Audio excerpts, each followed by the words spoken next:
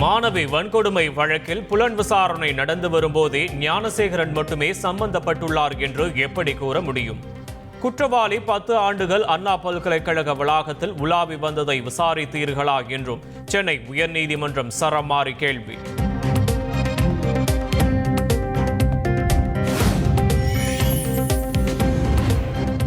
மாணவிகள் பாதுகாப்புக்கு அண்ணா பல்கலைக்கழகம் என்ன செய்துள்ளது?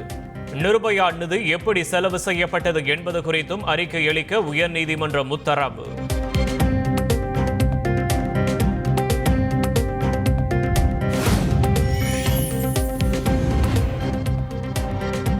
அண்ணா பல்கலைக்கழகத்தில் சனிக்கிழமையன்று ஆய்வு செய்கிறார் ஆளுநர் RN ரவி. மாணவி வன்கொடுமை விவகாரம் பெரும் அதிர்வலையை ஏற்படுத்தியுள்ள நிலையில் அதிரடி.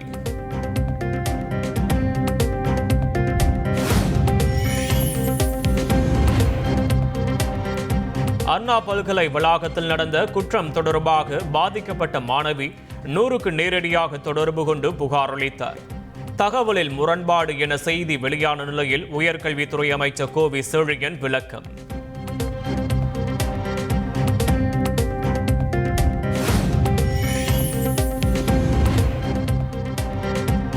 ஆபத்து காலங்களில் உடனடியாக காவல்துறையை தொடர்பு கொள்ள உதவும் காவல் உதவி செயலியை அனைத்து பெண்களும் செல்போன்களில் பதிவிறக்கம் செய்து கொள்ள வேண்டும்.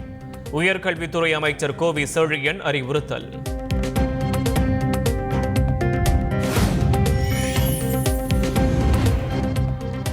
அண்ணா பல்கலை மாணவி பலாத்கார வழக்கை CBI விசாரிக்க வேண்டும்.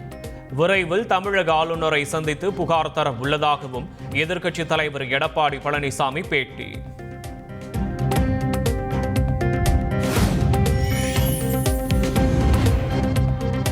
அண்ணா பல்கலை மாணவி பாலியல் வன்கொடுமை சம்பவத்தில் தொடர்புடைய அனைவர் மீதும் நடவடிக்கை எடுக்க வேண்டும் என பாஜக மாநில தலைவர் அண்ணாமலை வலியுறுத்தல். தன்னைத்தானே சாட்டையால் அடித்துக் கொண்டு போராடிய அண்ணாமலை.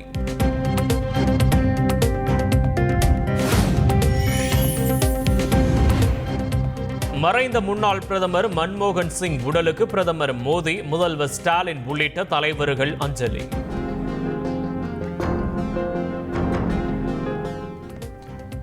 காங்கிரஸ் தலைவர்கள் சோனியா, ராகுல் காந்தி, மல்லிகார்ஜுன கார்கே உள்ளிட்டோரும் மரியாதை. இந்தியாவிற்கே பேரிழப்பு என முதலமைச்சர் ஸ்டாலின் உருக்கம். அரசு மரியாதையுடன் உடல் தகனம் செய்யப்படும் என அறிவிப்பு.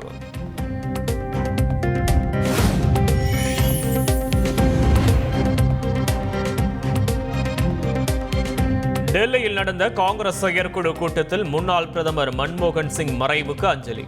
காங்கிரஸ் நாடாளுமன்ற குழு தலைவர் சோனியா காந்தி, ராகுல் காந்தி, மல்லிகார்ஜுன கார்கே உள்ளிட்டோர் பங்கேற்பு.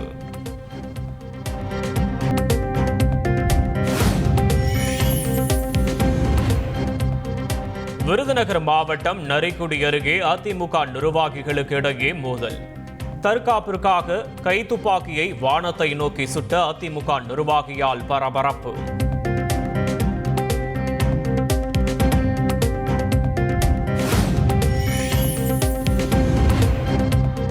பணியில் இருந்தபோது போலி கல்வி சான்றிதழ் வழங்கிய வழக்கு. ஓய்வு பெற்ற IAS அதிகாரி ராதாகிருஷ்ணனை கைது செய்த ஹரியானா மாநில போலீசார்.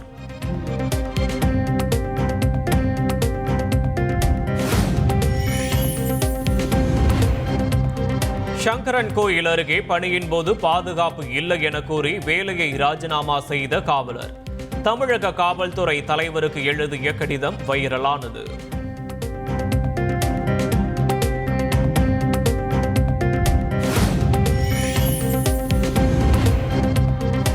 ஈரோடு மாவட்டத்தில் துணை வட்டாட்சியரிடம் 2 கோடியே 30 லட்சம் ரூபாய் பண மோசடி.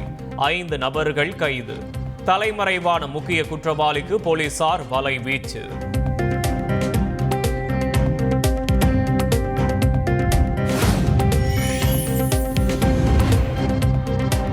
மத்திய கூட்டுறவு வங்கியின் திருவண்ணாமலை கிழக்கு கிளையில் போலி நகைகளை அடமானம் வைத்து மோசடி. கிளை மேலாளர் உட்பட 5 பேர் தற்காலிக பணியிடை நீக்கம். மேலாண்மை இயக்குனர் அதிரடி.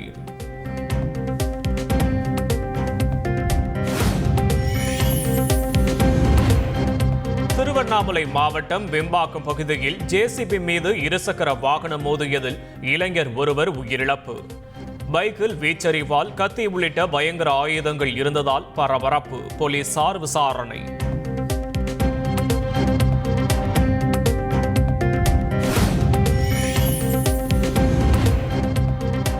தமிழகத்தில் வரும் 31ஆம் தேதி வரை மிதமான மழை பெய்யும். சென்னை வானிலை ஆய்வு மையம் தகவல்.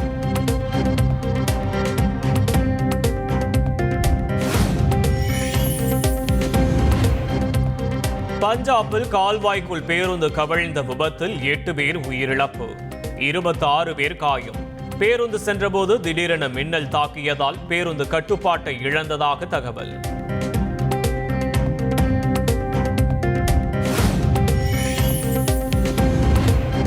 விடாமுயற்சி பட முதல் பாடலின் லிரிக்கல் வீடியோ வெளியீடு.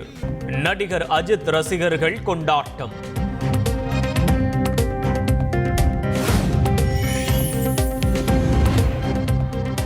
இருபத்தி 2 நாட்களில் 1719 கோடி ரூபாய் வசூல் ஈட்டிய புஷ்பா 2.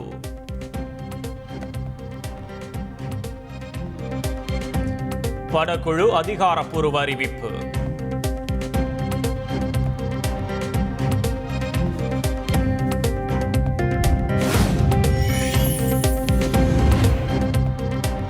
ஒரு நாள் தொடரில் வெஸ்ட் இண்டீஸ் மகளிர் அணியை இந்திய மகளிர் அணி ஒயிட் வாஷ் செய்து அசத்தல்.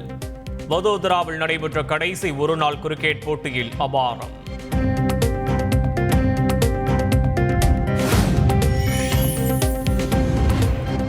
புகழ்பெற்ற மெல்போர்ன் கிரிக்கெட் கிளப்பின் கௌரவ உறுப்பினரானார் சச்சின் டெண்டுல்கர்.